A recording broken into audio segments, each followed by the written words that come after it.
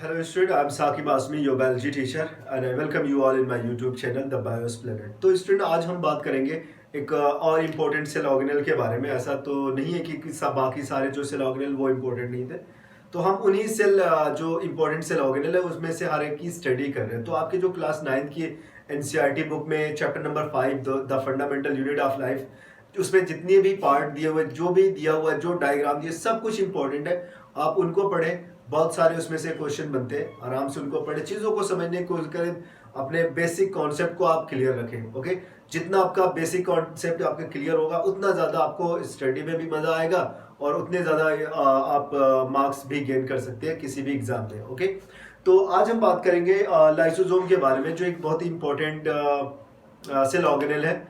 तो हम बात करते हैं लाइसोसोम के बारे में। Okay, let me right it here. Lysosome, तो ये आपका लाइसोसोम है। देखो, लाइसोसोम की डिस्कवरी बड़ी इंपॉर्टेंट थी। ऑलमोस्ट बहुत लेट इसको डिस्कवर किया गया, ऑलमोस्ट 1955 में। ओके, 1955 में एक साइंटिस्ट थे जिनका नाम था डी डिवे। उस साइंटिस्ट का नाम था DUVE, डी डिवे। इन्होंने 1955 में इसको डिस्कवर किया इनको, और फिर उसके बाद और इसकी इस डिस्कवरी के लिए 1974 में इनको नोबेल प्राइज मिला। ओके, तो इससे आप समझ सकते हैं कि ये डिस्कवरी कितनी इंपॉर्टेंट रही होगी उस टाइम पे। तो ये बहुत ही इंपॉर्टेंट डिस्कवरी थी, लाइसोसोम को डिस्कवर किया गया और उसके लिए 1974 में उनको नोबेल प्राइज भी मिला। तो एक चीज और समझ लेते हैं यहाँ पे, जो आपका लाइसोसोम होता है ये एनिमल सेल में इजीली देखा जाता है, और स्पेशली किस टाइप की सेल में, जैसे उनकी पैनक्रियाज की सेल हो गई। ओके, जो सिक्रीटरी सेल होती है उसमें ज्यादातर, तो आपकी पैनक्रियाज की सेल हो गई, आपकी क्या नाम है लिवर और किडनी की सेल हो गई, liver and cell of kidney. तो लिवर और किडनी की सेल हो गई, इनमें ये फ्रिक्वेंटली देखे जाते हैं। मीन्स इनकी जो सेल के बारे में बात करें तो एनिमल सेल में कहाँ पे देखे जाते हैं, एनिमल सेल के पैनक्रियाज, लिवर, किडनी और भी कुछ बॉडी ऑर्गन होते हैं जहाँ पे ये बहुत आसानी से देखे जा सकते हैं। लेकिन अगर हम प्लांट के बारे में देखा जाए तो प्लांट में इसके मिलने के बड़े ही कम एग्जाम्पल आपको देखने को मिलेंगे। तो ऑलमोस्ट हम ना मान के चलते हैं, एक्चुअली एक प्लांट में इससे ही मिलता जुलता है, एक स्फेरोसोम नाम का एक और स्ट्रक्चर देखने को मिलता है। तो बट प्लांट में ऑलमोस्ट हम नील मान के चलते हैं कि ये नील मान के चलते हैं कि प्लांट में आपको ये ऑलमोस्ट एब्सेंट होते हैं, इनकी ये प्रेजेंट नहीं होते। ओके, तो ये तो आपका डिस्कवरी के बारे में और प्रेजेंस और एब्सेंस के बारे में, प्लांट सेल एनिमल सेल के बारे में। अब हम बात करते हैं ये होते क्या। तो इनका जो शेप होता है, एक्चुअली जो इनका शेप होता है वो स्फेरिकल शेप होता है। ऐसा नहीं है कि बहुत डिफिकल्ट आपका है, डायग्राम बनाने में भी प्रॉब्लम होगी, ऐसा कुछ नहीं है। आप सिंपल से ऐसे डायग्राम बना लें और हर डायग्राम के अंदर ऐसे आप देखेंगे तो ढेर सारे पाउच देखने को मिलेंगे, बहुत सारी थैलियां देखने को मिलेंगी। और ये जो थैलियां होती है ये ऑलमोस्ट 35 to 45 के आसपास इसमें थैलियां आपको देखने को मिलेगी। और ये जो थैलियां ना, ये बड़ा ही इंपॉर्टेंट इनका स्ट्रक्चर होता है, क्योंकि इन हर एक थैली के अंदर कुछ बड़े ही इंपॉर्टेंट एंजाइम पैक करके पड़े रहते हैं। तो ये एक्चुअली आपको एक चीज मैं और अभी इस टाइम बता दे रहा हूँ, क्योंकि इनका फॉर्मेशन जो होता है, लाइसोसोम का जो फॉर्मेशन होता है, ये होता कहाँ से, या तो ये आपके इंडोप्लाज्मिक रेटिकुलम से होंगे, इंडोप्लाज्मिक रेटिकुलम से होंगे, या फिर आपकी ये गोल्जी बॉडी से इनका फॉर्मेशन होता है। तो आपने पढ़ा होगा वहां पे, मैंने इसके बारे में अभी पिछले 2 लेक्चर में आपको एंडोप्लाज्मिक रेटिकुलम और गोल्जी बॉडी को अपना एक्सप्लेन किया यहाँ पे।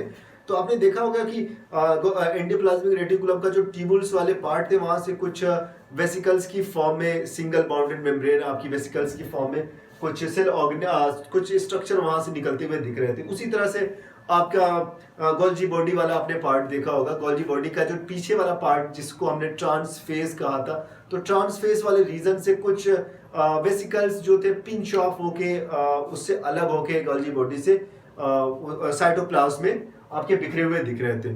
तो वो एक्चुअली थे क्या, उसमें से ही कुछ उसमें से क्या होते हैं, आपके लाइसोसोम होते हैं। और आपको पता है कि ये कहाँ से आए, एंडोप्लाज्मिक रेटिकुलम से आए, गोल्जी बॉडी से।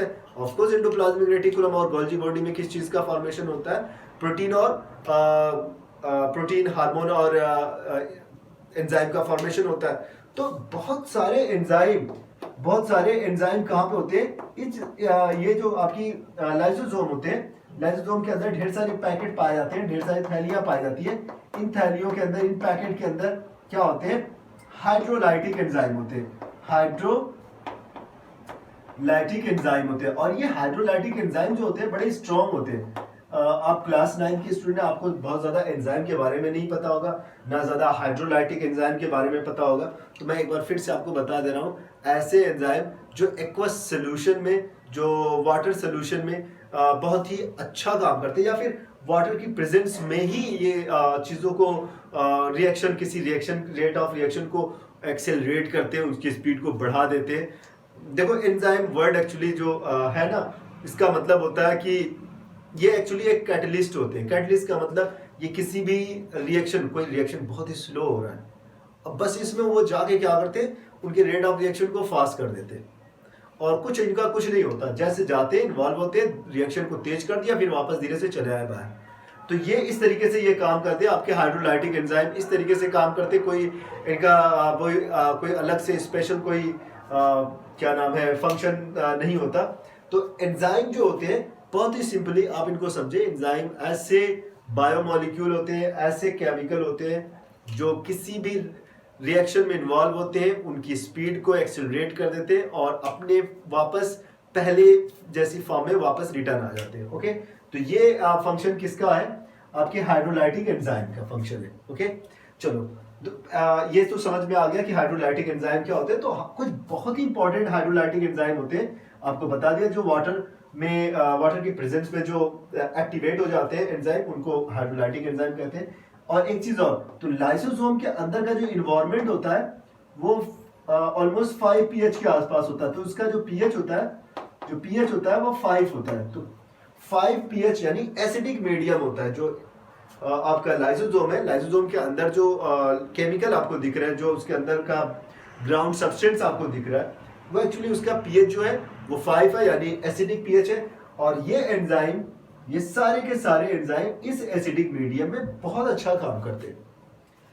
स्पेशली वो एक्टिवेट रहते हैं, वेरी मतलब हाईली एक्टिवेट रहते हैं वो सारे के सारे एंजाइम। मैं कुछ एंजाइम का नाम बता दे रहा हूं। देखो कुछ एंजाइम का नाम जैसे है, मैं यहाँ पे लिख दे रहा हूं, जैसे आपका प्रोटीएज, उनके अंदर ऑलमोस्ट 50 to 60 टाइप के एंजाइम पाए जाते हैं।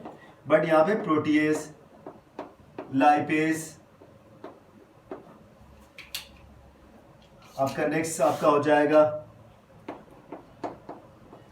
न्यूक्लियस हो जाएगा आपका। उसके अलावा आपका ग्लाइकोसिडेज,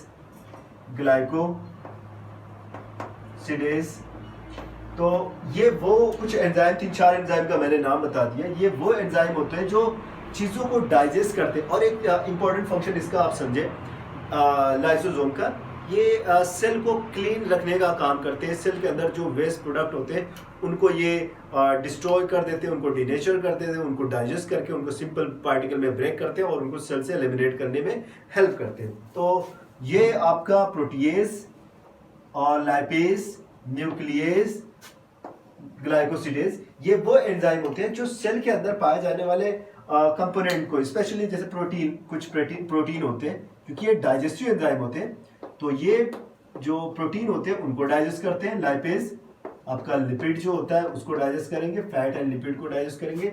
न्यूक्लियस आपका ये न्यूक्लिक एसिड को डाइजेस्ट करेगा, ये न्यूक्लिक एसिड को डाइजेस्ट करेगा,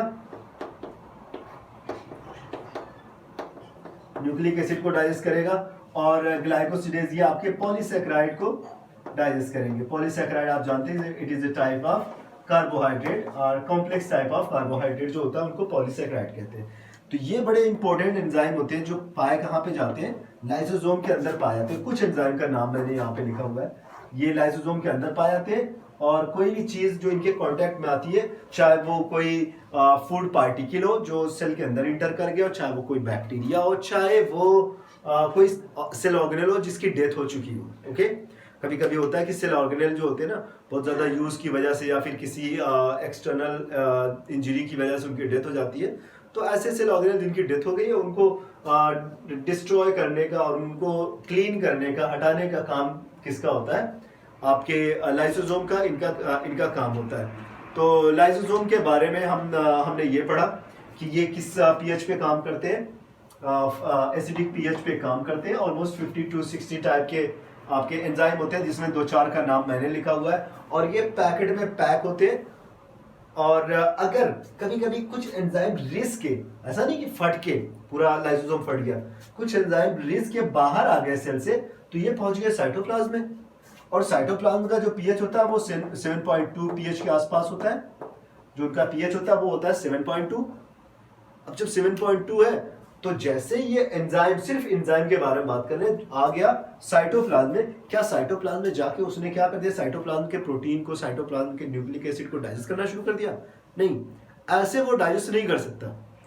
अगर कुछ प्रोटीन निकल के, रिस्क के लाइसोसोम से निकल के बाहर आते हैं और क्या करते हैं, किसको डाइजेस्ट करने की कोशिश करते हैं? प्रोटीन को, तो उसमें डाइजेस्ट नहीं कर पाएंगे क्योंकि वो सारे के सारे जो एंजाइम है ना ये एसिडिक पीएच पे काम करते हैं। अब आएंगे साइटोप्लाज्म में, साइटोप्लाज्म का पीएच 7.2 है, वो कि स्लाइटली बेसिक है। और जब ये स्लाइटली बेसिक होगा इसका मतलब आप आसानी से ये समझ जाएंगे कि जैसे ही ये एंजाइम साइटोप्लाज्म में पहुंचेंगे, साइटोप्लाज्म इनको डीएक्टिवेट कर देगा और कोई नुकसान नहीं होगा सेल में। ओके, लेकिन ऐसा हमेशा नहीं होता। तो खैर हम उसके बारे में आगे बात करेंगे। अभी ये देखते हैं कि लाइसोसोम किस तरह से काम करता है। एक्चुअली आप देखिए लाइसोसोम की जो मेम्ब्रेन है वो आपकी लिपिड प्लस प्रोटीन की बनी हुई सारी सिंपल सी मेम्ब्रेन की तरह से ये भी आपको देखने को मिलती है। ओके, तो लाइसोसोम जो होता है, इसको, ये जो लाइसोसोम जो आपका एंडोप्लाज्मिक रेटिकुलम या फिर गोल्गी बॉडी से बन के आया है, इसको हम कहते हैं प्राइमरी लाइसोसोम। तो लाइसोसोम जो होता है आपका हो गया प्राइमरी लाइसोसोम। तो क्या होता है प्राइमरी लाइसोसोम? ऐसा लाइसोसोम जो सिंपल किसी से रिएक्शन नहीं किया हो, किसी से जुड़ा नहीं हो, उसके बारे में बात करते हैं। तो प्राइमरी लाइसोसोम हो गया। अब प्राइमरी लाइसोसोम के बारे में बाद हम जब आगे बढ़ेंगे तो हम देखेंगे कि ये प्राइमरी लाइसोसोम किस में कन्वर्ट हो जाता है? Secondary lysosome. अब कैसे कन्वर्ट होता है मैं आपको बता दे रहा हूं। देखो प्राइमरी लाइसोसोम, जैसे ये एक सेल है, इसका न्यूक्लियस होगा कहीं पे, तो उसके अंदर ये लाइसोसोम है। अब एक फूड पार्टिकल ऐसे सेल के अंदर इंटर हुआ, इंडोसाइटोसिस से सेल के अंदर इंटर हुआ।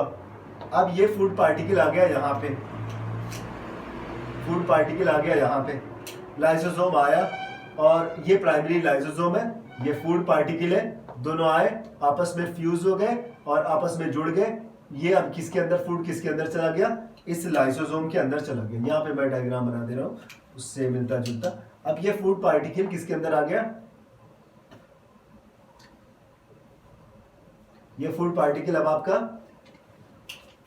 लाइसोसोम के अंदर आ गया। जब ये लाइसोसोम के अंदर आ गया इसका मतलब ये अब प्राइमरी लाइसोसोम नहीं रहा, बल्कि कौन सा लाइसोसोम हो गया? अब ये हो गया सेकेंडरी लाइसोसोम। तो ये इस लाइसोसोम ने क्या किया, जाके बाइंड हो गया फूड पार्टिकल से और प्राइमरी लाइसोसोम को आप कन्वर्ट हो गया और क्या बन गया आपका? सेकेंडरी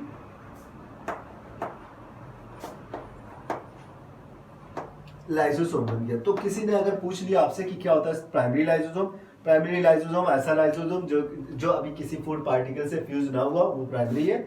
और जब फूड पार्टिकल से फ्यूज हो जाए तो उसे हम क्या कहते हैं? सेकेंडरी लाइसोसोम कहते हैं। आई होप कि इतना आपको समझ में आ गया होगा। देखो चीजें बहुत आसान है, कोई ऐसी चीजें नहीं है यहाँ पे जो आपको बहुत ज्यादा डिस्टर्ब करे, आसानी से आप समझ जाएंगे। ओके, आपकी देखो बुक में कुछ उसने अलग से फंक्शन दे रखे, उसको भी हम समझते हैं कि इसे सुसाइडल बैग भी कहा जाता है।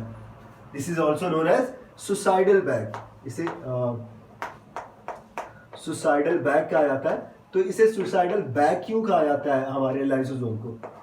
तो एक्चुअली लाइसोसोम जो होता है, कभी कभी कुछ सेल होती है ना कि सेल के डैमेज हो जाती है, सेल में कोई इंजरी आ जाती है, या फिर सेल पता चल जाता है सेल सर्वाइव नहीं करेगी, या फिर सेल को स्ट्रॉन्ग इन्फेक्शन हो गया है, तो ये एंजाइम ये सेल क्या करेगी या फिर ये लाइसोसोम क्या करते हैं, पूरी तरह से बर्स्ट हो जाते हैं, पूरी की पूरी मेम्ब्रेन को क्या करते हैं, बर्स्ट कर देते हैं। और जब पूरी मेम्ब्रेन बर्स्ट होती है तो सारे एंजाइम, सारे लिक्विड, सब कुछ सेल के अंदर फैल जाते हैं। जब रिस्क निकलता था तब तो अलग था, लेकिन यहाँ पे बात कर रहे हैं कि पूरे के पूरे एंजाइम सब कुछ बह के कहाँ पे चले गए, सेल में चले गए। पता नहीं कितने वहां पे लाइसोसोम थे, सबके सब फट के उसने पूरे सेल में क्या किया, अपने एंजाइम को पहुंचा दिया। और एंजाइम जब निकलते हैं अब आपका माइटोकॉन्ड्रिया के पास पहुंचते हैं। माइटोकॉन्ड्रिया की जो मेम्ब्रेन होती है वो फास्फोलिपिड और प्रोटीन की बनी होती है, तो प्रोटीन उसको डाइजेस्ट कर देता है, लाइपेज उसको डाइजेस्ट कर देता है, जहाँ पे डीएनए होगा उसको डाइजेस्ट कर दिया जाएगा, जहाँ पे न्यूक्लिक कार्बोहाइड्रेट होगा उनको डाइजेस्ट करते हैं। तो सारी चीज़ों को डाइजेस्ट कर देते हैं। इससे क्या होता है कि सेल की खुद अपने आप को सेल जो होता है सेल की डेथ हो जाती है, यानी अपने आप को ये खुद क्या कर लेता है, एक टाइप का सुसाइड कर लेता है। कौन? सेल अपने आप की सुसाइड कर लेती है, एक तरीके से अपने आप को खत्म कर लेती है, ताकि अगल बगल की सेल जो है वो डैमेज ना हो। ये टाइप का प्रोटेक्शन होता है उनको।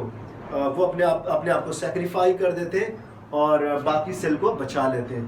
तो ये चीज़ सेल के अंदर देखी जाती है। तो आप लोग भी थोड़ा बहुत सेक्रीफाई करें, क्योंकि पढ़ाई और बाकी सारे जो शौक है आप एक साथ नहीं कर सकते।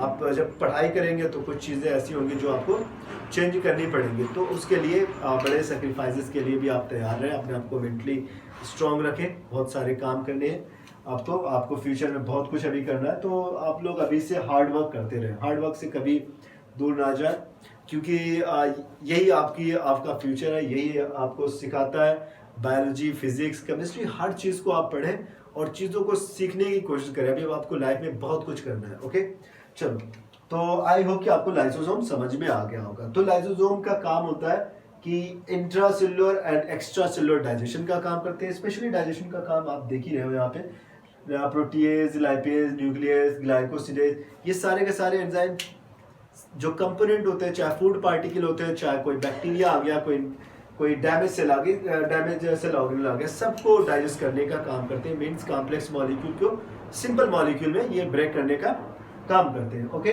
तो लाइसोसोम आई होप कि आपके समझ में आ गया। आपको समझ में आ गया कि उस सेल को सुसाइडल बैग भी कहा जाता है। इस प्रोसेस को हम ऑटोलिसिस भी कहते हैं। इस प्रोसेस को मतलब खुद को किल करने के प्रोसेस को हम क्या कहते हैं, ऑटोलिसिस भी कहते हैं। तो ऑटोलिसिस क्या है? Autolysis is the it is the process of killing of cell by itself। तो अपनी सेल को ही अपने से डिस्ट्रॉय कर देना, अपने से किल कर लेना, इसी को हम क्या कहते हैं, आपका सुसाइड कहते हैं, या फिर इसीलिए इसे सुसाइडल बैग भी कहा जाता है। अपने आप को खुद किल कर सकते हैं। तो आई होप कि आपको इतना समझ में आ गया होगा। जो चीज़ें मैंने यहाँ पे बताई, उनके पीएच के बारे में, उनके प्रोटीन के बारे में, ये सारी चीज़ें आपको समझ में आ गई होगी। कोई ऐसी चीज़ अगर आपको लगे कि जो मैंने नहीं बताई, तो आप मुझे ज़रूर कमेंट बॉक्स में लिख के बताएं। मैं ट्राई करूँगा नेक्स्ट वाले लेक्चर में इन सारी चीज़ों को बताने की। तो आज के लेक्चर में बस इतना ही। Thank you so much.